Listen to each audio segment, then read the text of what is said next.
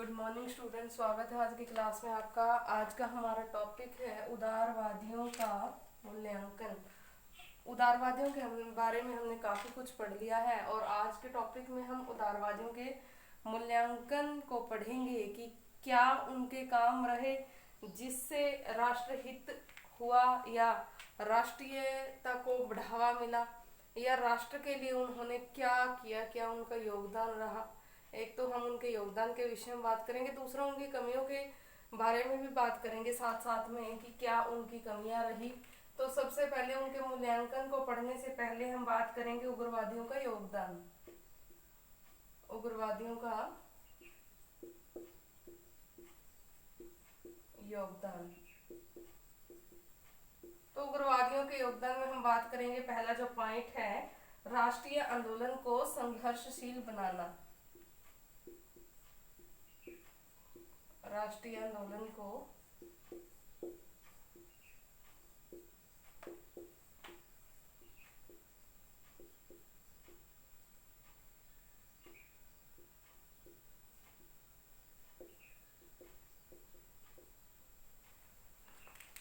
राष्ट्रीय आंदोलन को उग्रवादियों ने संघर्षशील बनाया, क्योंकि उदारवादियों के बारे में हमने पढ़ा था कि किस तरह से उदारवादियों ने स्वैधानिक तरीकों का सहारा लिया, स्वैधानिक तरीके से स्वराज पाने की कोशिश की। लेकिन उग्रवादियों की यह मान्यता थी कि स्वैधानिक तरीके से स्वराज्य को पाया नहीं जा सकता। जब तक हमारे अंदर सामर्थ्य नहीं है स्वराज्य को पाने का, हम उसके अनुरूप कोशिश नहीं करते, तब तक हम उसको भोग भी नहीं सकते। यदि वो हमें मिल भी जाता है, स्वराज्य हमें ब्रिटिश सरकार दे भी देती है, तो भी जो है हम उसको भोगने में असमर्थ है। तो इस तरह के विचार विभिन्न उग्रवादी नेताओं के थे, चाहे हम उसमें लाला लाजपत राय की बात करें, विपिन चंद्रपाल की बात करें, चाहे अरविंदो घोष की बात करें, बाल गंगाधर तिलक की बात करें।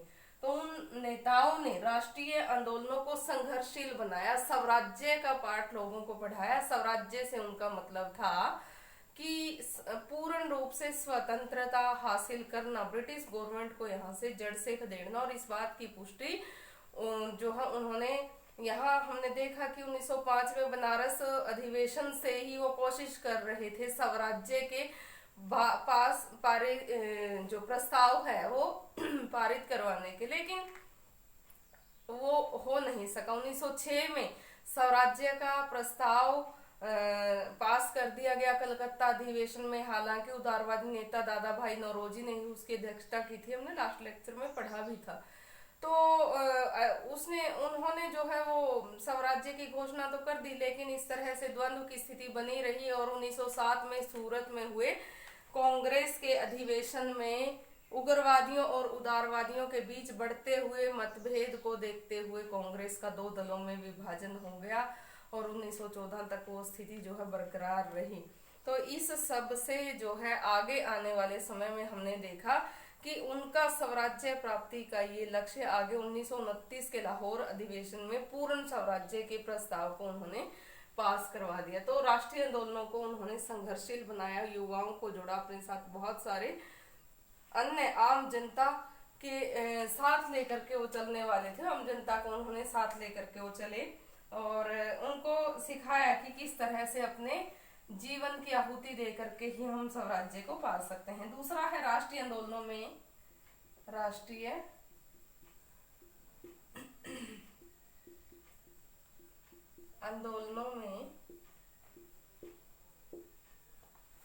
जनता की भागीदारी।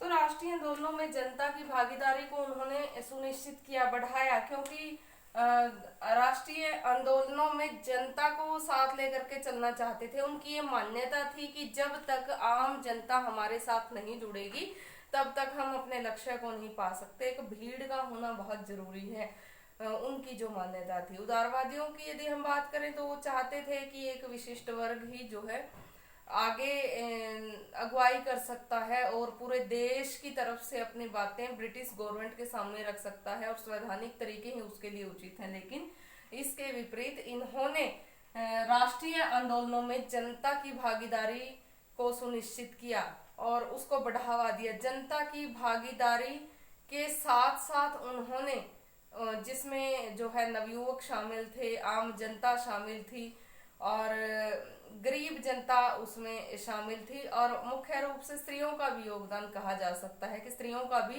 काफी योगदान रहा था, और जो मजदूर वर्ग था उनका काफी योगदान रहा था, किसान वर्ग का काफी योगदान रहा था। तो इनका कहने का अभिप्राय ये था कि स्वराज्य की प्राप्ति एक जन आंदोलन से ही हो सकती है। जब तक जन आंदोलन उमड़ कर नहीं आएगा तब तक स्वराज्य नहीं पाया जा सकता। तो इनके जो लक्ष्य थे, स्वराज्य था, स्वदेशी और बहिष्कार को जो है इन्होंने अपनाया, और उस साधन को अपनाने के लिए जनता का योगदान बहुत जरूरी इन्होंने माना, और भारी संख्या में जो है जनता इनके साथ जुड़ी थी। उसके बाद है स्वदेशी और बहिष्कार रूपी शस्त्र। स्वदेशी व बहिष्कार रूपी शस्त्र। तो हम आगे बात कर सकते हैं कि इन्होंने स्वदेशी और बहिष्कार का एक शस्त्र के रूप में यूज किया, एक हथियार के रूप में इन्होंने उसको यूज किया, क्योंकि वो ये चाहते थे कि यदि हम स्वदेशी को यूज करेंगे तो स्वदेशी को यूज करते करते तो हम अपने देश के उद्योगों को, हथकरघों को, लघु उद्योग थे, जो कुटीर उद्योग थे, उनको फायदा होगा। और बहिष्कार, बायकॉट करेंगे जब ब्रिटिशर वस्तुओं का, तो ब्रिटिशर जो है एक व्यापारी है, ब्रिटिश जो अधिकारी हैं वो एक व्यापारी बन करके ही आए थे, और व्यापार में घाटा वो सहन नहीं कर पाएंगे और यहाँ से भाग जाएंगे। तो इस तरह की मनोवृत्ति को लेकर के वो चल रहे थे। तो इस तरह से स्वदेशी और बहिष्कार को उन्होंने एक हथियार की तरह यूज किया, क्योंकि हमने देखा भी है कि जो विभिन्न तरीके इन्होंने अपनाए थे कि अपनी दुकानों के बाहर उन्होंने धरने दिए, विदेशी माल की उन्होंने होली जलाई, स्वदेशी का प्रचार किया, स्वदेशी वस्तुओं को उन्होंने यूज किया, करना शुरू कर दिया। तो उससे विभिन्न उद्योग, चाहे वो जूट उद्योग था, पटसन उद्योग था, साबुन उद्योग था, छोटे मोटे जो उद्योग विकसित हुए थे, उससे भारतीय अर्थव्यवस्था को काफी फायदा हुआ। बहिष्कार से एक बार तो ब्रिटिश गवर्नमेंट को उन्होंने हिला करके रख दिया। तो इस तरह से एक हथियार के रूप में उन्होंने स्वदेशी और बहिष्कार का यूज किया, जो उनके लिए काफी अच्छा साबित हुआ। प्राचीन सभ्यता और संस्कृति, प्राचीन सभ्यता और संस्कृति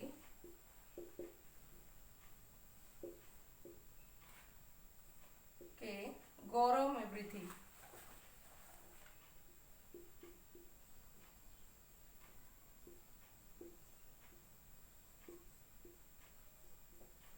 तो अगला जो है इनकी मान्यता थी कि प्राचीन सभ्यता और संस्कृति के गौरव में वृद्धि, क्योंकि हमने देखा है, स्टूडेंट्स पीछे पढ़ा भी है कि इनका जो तरीका था मुख्य रूप से अपने प्राचीन संस्कृति के गौरव को पुनः हासिल करना था, गौरव को जो है लोगों के सामने पेश करना था, उसमें बढ़ोतरी करना चाहते थे ये। क्यों? क्योंकि अपने हिंदू धर्म को श्रेष्ठ मानते थे ये, हिंदुत्व को, वैदिकत्व को ये दोबारा फिर से भारतीय समाज का हिस्सा बनाना चाहते थे। और इस बात के चलते विभिन्न इतिहासकारों ने धार्मिक राष्ट्रवाद का समय भी कहा है कि जो ये समय चल रहा था ये धार्मिक राष्ट्रवाद का समय था, जिसमें विभिन्न हिंदू विचारकों ने या विभिन्न ऐसे लोग, ऐसे विद्वान जो हिंदू धर्म को मानते थे, उन्होंने हिंदू धर्म के पुनरुत्थान की कोशिश की। ये कोई राष्ट्रवादी भावना नहीं थी, बल्कि हिंदुत्व के प्रचार प्रसार की भावना थी। तो इस सब से प्राचीन भारतीय संस्कृति की, प्राचीन भारतीय सभ्यता के गौरव की जो बात वो कर रहे थे, केवल उसका मतलब हिंदुत्व से था कि हिंदुत्व की वो स्थापना करना चाहते थे, हिंदू धर्म की स्थापना करना चाहते थे। क्योंकि हमने देखा है कि बाल गंगाधर तिलक द्वारा शिवाजी उत्सव, गणेश उत्सव या फिर काली पूजा, दुर्गा पूजा, ये जो त्योहार शुरू किए गए थे जन आंदोलन उमड़ाने के लिए, ये हिंदू देवी देवताओं की मान्यता वाले हिंदू त्योहार थे। तो इसमें आम जनता जुड़े। वो कौन सी जनता जुड़े? जो हिंदुत्व को मानने वाली हो। तो इस सब से उन्होंने अपनी प्राचीन सभ्यता और संस्कृति के गौरव में वृद्धि करने की सोची। अपने पुराने हिंदू धर्म के गौरव को पुनः लोगों के सामने पेश करना चाहते थे। अगला है स्वराज्य को कांग्रेस का लक्ष्य घोषित करना। स्वराज्य को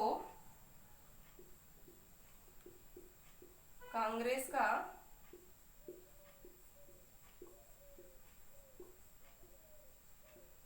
लक्ष्य घोषित करना।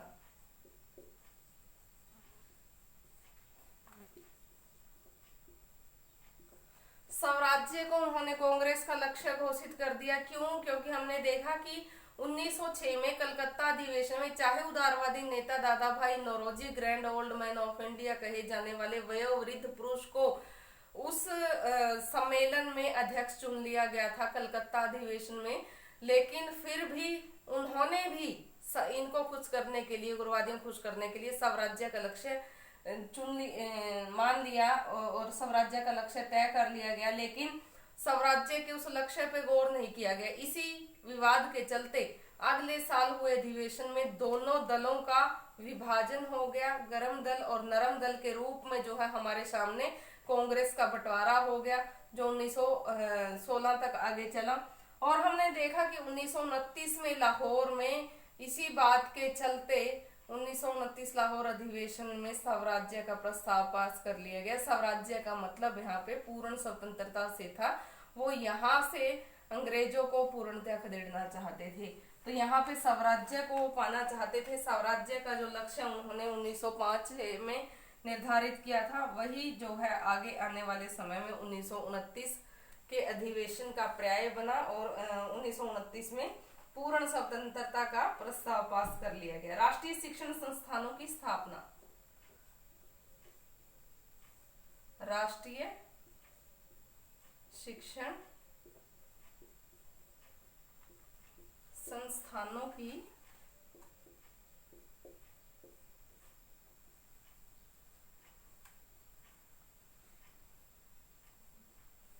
स्थापना। राष्ट्रीय शिक्षण संस्थानों की स्थापना हुई इनके उद्देश्यों के चलते, क्योंकि ये चाहते थे कि जो विदेशी शिक्षण संस्थान है उनमें हम शिक्षा प्राप्त नहीं करेंगे।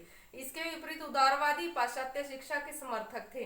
वो मानते थे कि पाश्चात्य भाषा में पढ़ना बहुत जरूरी है और एक आधुनिकता का जो है उन्होंने उसको नाम दिया था। लेकिन ये राष्ट्रीय शिक्षा के लिए जो है जोर देते हैं और ये कहते हैं कि राष्ट्रीय शिक्षण संस्थानों की स्थापना होनी चाहिए। हमारे देश की भाषा में शिक्षा प्राप्त करें विद्यार्थी, हमारे देश की संस्कृति सभ्यता उसके गौरव को जाने, और यही अच्छा होगा आने वाली नई युवा पीढ़ी के लिए कि वो अपने संस्कृति अपनी सभ्यता के विषय में जाने, अपनी भाषा में शिक्षा ग्रहण करें। इसके लिए जो है राष्ट्रीय शिक्षण संस्थानों की उन्होंने स्थापना की, जिसमें हम बात कर सकते हैं विभिन्न राष्ट्रीय शिक्षा परिषदों की, जिसका मुख्य काम विभिन्न कॉलेज, शांति निकेतन स्थापित करना और विभिन्न डीएवी स्कूल स्थापित करना था। अब हम बात करते हैं उग्रवादियों की कमजोरियों की।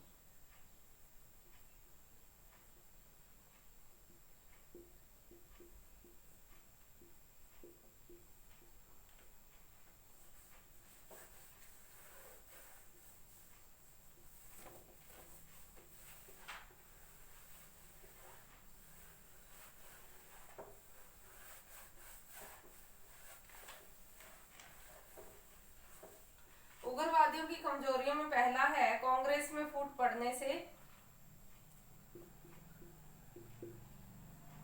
कांग्रेस में फूट पड़ने से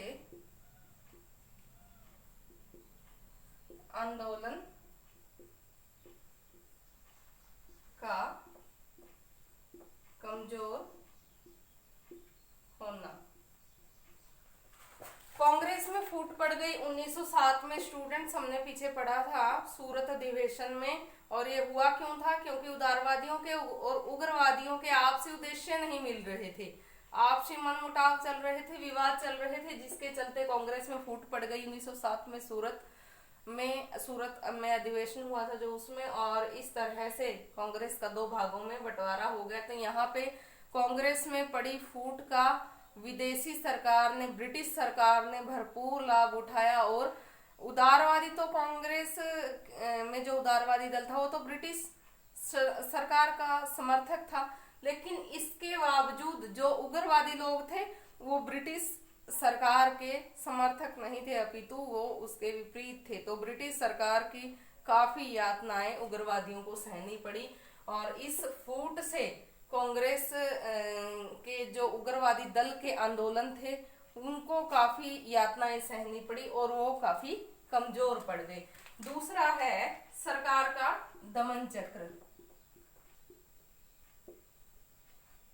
सरकार का दमन चक्र।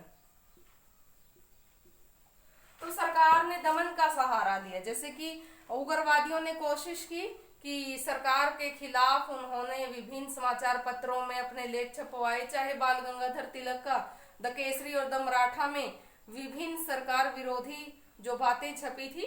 तो सरकार ने क्या किया, दमन का सहारा लिया उनको दबाने के लिए। लाला लाजपत राय को मांडले जेल भेज दिया गया।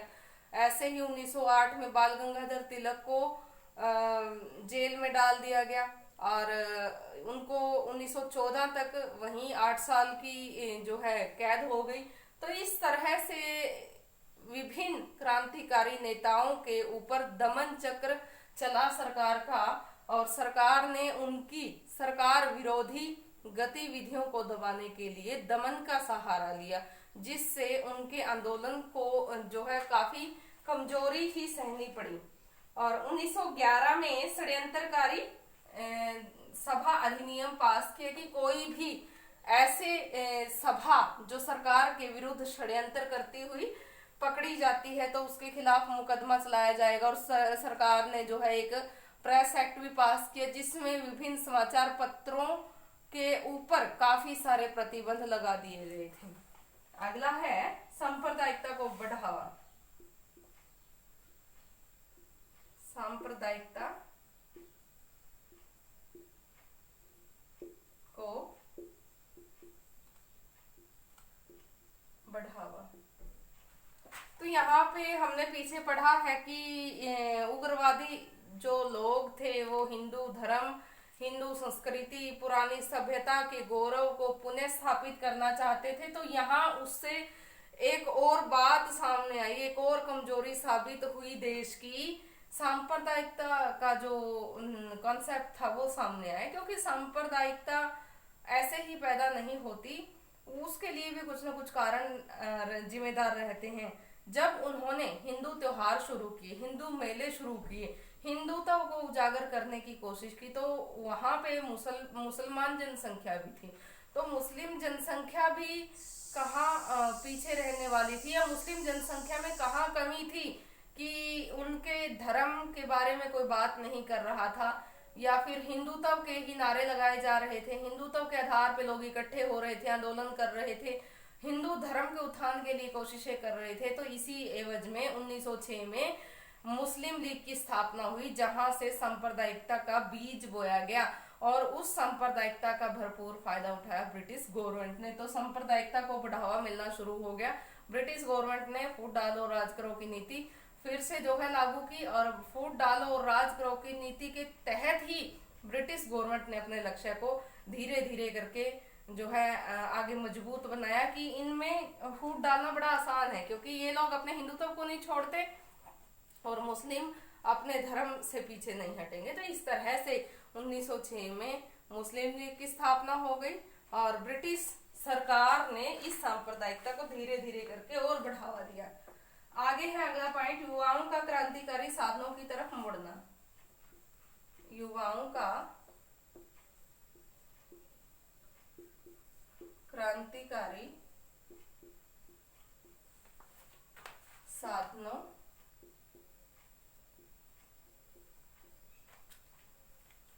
की तरफ मुड़ना। जो युवा वर्ग था वो क्रांतिकारी साधनों की तरफ मुड़ गया, क्योंकि उनको पता था कि बिना जैसे कि उग्रवादियों ने जो लक्ष्य तय किए थे कि बिना हमें अपने प्राणों की आहुति दिए, बिना हमें कोई ऐसे मजबूत कदम उठाए स्वराज्य की प्राप्ति नहीं हो सकती, तो उसके लिए हमें तैयार रहना होगा अपने प्राणों की आहुति देने के लिए भी। तो इस तरह से युवाओं में एक नए जोश का संचार हुआ था। वो कुछ भी करने को तैयार थे, मर मिटने को तैयार थे। उग्रवादियों की बातों के, उनके आंदोलनों के फलस्वरूप, उनके कार्यक्रमों के तहत बहुत बड़ी संख्या में युवा वर्ग इनके साथ जुड़ा था। तो वो कुछ भी कर गुजरने को तैयार था और बहुत सारे युवा लोगों की शहादत इस बात का सबूत है कि युवाओं ने क्रांतिकारी साधनों को अपनाया, जिसके कारण से उनको शहादत भी मिली और उन्होंने अपना जीवन देश के लिए न्यौछावर भी कर दिया। तो स्टूडेंट्स, हमने पढ़ा है आज का जो टॉपिक उग्रवादियों का मूल्यांकन या उग्र राष्ट्रवादियों का मूल्यांकन। तो उसमें हमने पढ़ा है कि कौन कौन से कामों का हम उसमें योगदान मान सकते हैं कि उन्होंने स्वराज्य प्राप्ति का लक्ष्य रखा था, उन्होंने स्वदेशी बहिष्कार को एक हथियार के रूप में यूज किया था, राष्ट्रीय शिक्षण संस्थानों की स्थापना हुई थी, या फिर आम जन जीवन को साथ लेकर के चले थे। तो ये सारी ही बातें एक योगदान के रूप में उग्रवादियों के साथ रही। और दूसरा, उनकी कमजोरियों को पढ़े तो इससे उनकी जो गतिविधियां थी उससे कांग्रेस में फूट पड़ गई, दो दलों में उसका विभाजन हो गया।